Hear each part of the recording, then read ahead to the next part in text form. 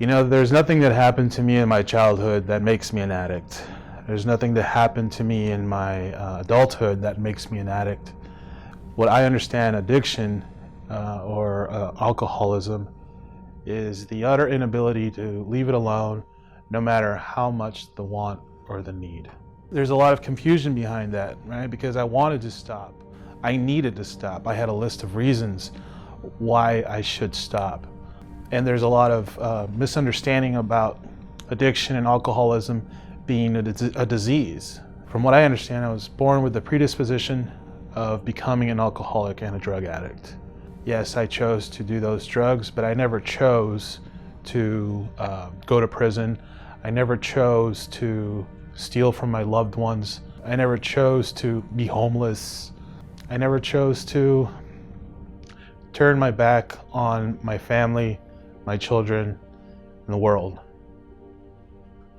Drugs do that for me. They take over my thinking, they take over my feelings, they take over my mind. I become a slave to that. I found myself caught up in the judicial system. I was offered detox, and I accepted it because I had tried various ways with all my heart, with all my mind, with everything I knew possible to stop, but I just couldn't. And in this detox, I was given an opportunity to go to a meeting for the very first time. And that's where I heard the message of hope, that I didn't have to live this way, that there was another way. Now, the 12 steps are hard to swallow when you're fresh and you're not thinking straight, and the fellowship allowed me to learn to find out who I was. It was up to me, basically, to become responsible for my own recovery. And how that plays out is I go to meetings, I work the steps with a sponsor, I am of service, I work with others, I have whole service commitments, and I join committees to put together events for us, alcoholics and drug addicts. I pray and I meditate on a daily basis, and all those things spell out recovery for me. Now, in the beginning, I didn't do that, and so I paid the price. I continued to get high, I continued to drink, I continued to hurt my loved ones. Finally, one day, I just couldn't do it anymore, and I reached out for help. I found that help in another member of a 12-step program. He had been a man who I'd met some years prior, and he had about 4 years of sobriety at the time. And I literally grabbed him by the shoulders and shook him, asking him to please take me through these steps. It worked because I did it. It didn't matter how I felt about it. What mattered is that I did it. And that's what matters, right? If I do it. If I don't, then I don't get to reap the benefits of the program of recovery with the 12 steps. Whatever I put into it is what I get out.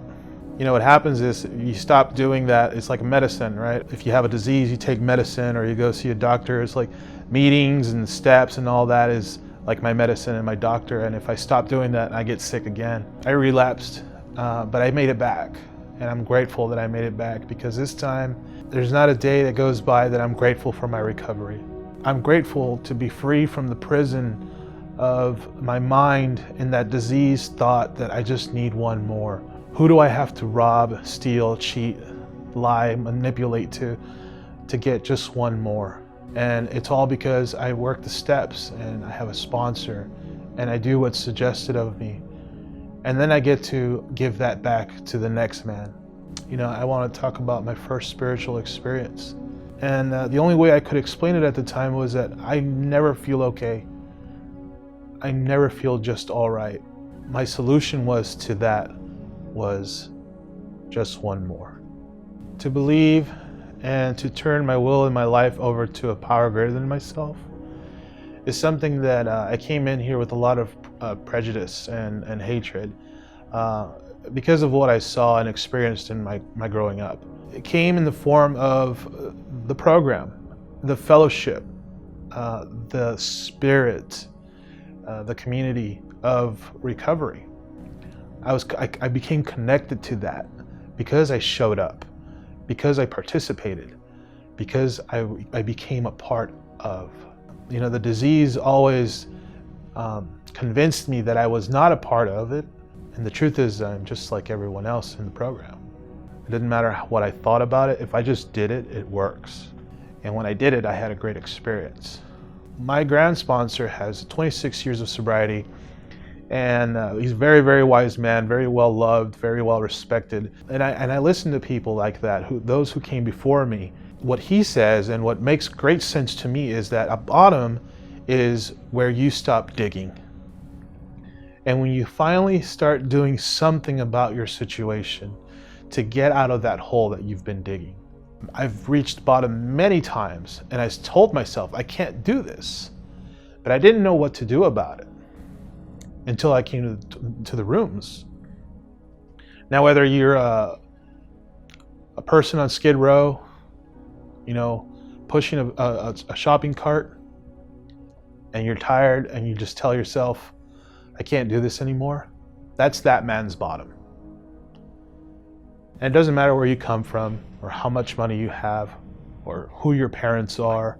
If you can't control the amount you take when you start, no matter how much you want to stop, you might be alcoholic.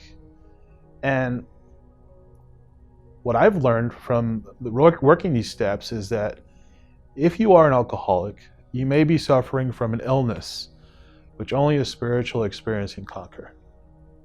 And that's what the steps do for me. I've had an experience, and it's my job to give it away.